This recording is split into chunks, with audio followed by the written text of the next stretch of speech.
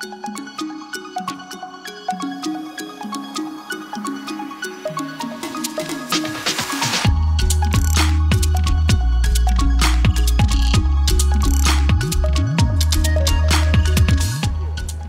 ini ramai sekali diperbincangkan mengenai kesepakatan dagang antara Indonesia dengan Amerika Serikat, khususnya mengenai transfer data di lintas negara. Banyak juga masyarakat yang bertanya-tanya, apakah ini artinya pemerintah akan memberikan seluruh data pribadi milik masyarakat Indonesia? Dan apakah pemerintah bisa menjamin keselamatan dan keamanan dari data tersebut? Yuk kita kupas tuntas bersama. Menko Perekonomian Erlangga Hartarto menegaskan bahwa hal ini bukan mengenai transfer data ke Amerika Serikat, tetapi lebih mengenai protokol transfer data lintas negara. Joint statement ini pun dibuat untuk mengurangi hambatan saat perdagangan, jasa maupun investasi digital.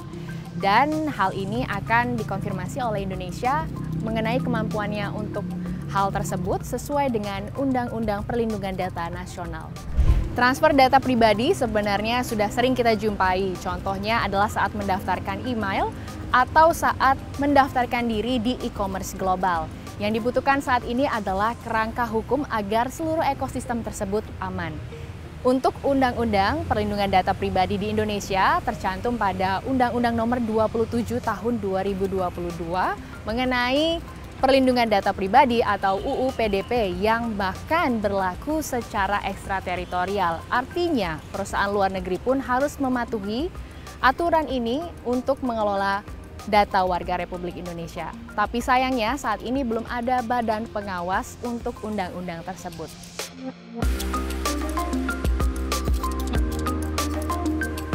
UU PDP pasal 55 dan 56 menerangkan bahwa data pribadi hanya bisa ditransfer ke negara yang punya tingkat perlindungan setara atau bahkan lebih tinggi dari Indonesia. Jika tidak, perusahaan tersebut harus mencari perlindungan dan persetujuan kita sebagai warga Republik Indonesia. Jadi tidak akan ada lagi data yang diserahkan secara ilegal ataupun tidak sesuai dengan mekanisme hukum yang jelas.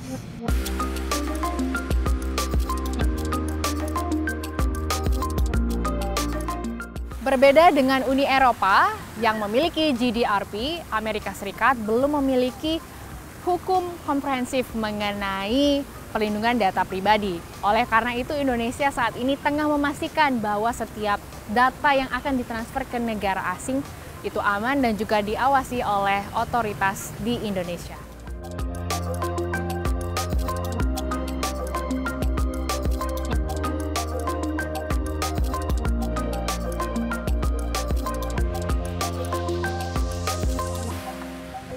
Kesepakatan ini juga turut mengundang berbagai perusahaan raksasa di dunia. Salah satunya adalah Microsoft, Google hingga EdgeConneX yang sudah berinvestasi besar untuk membangun data center atau pusat data di Indonesia.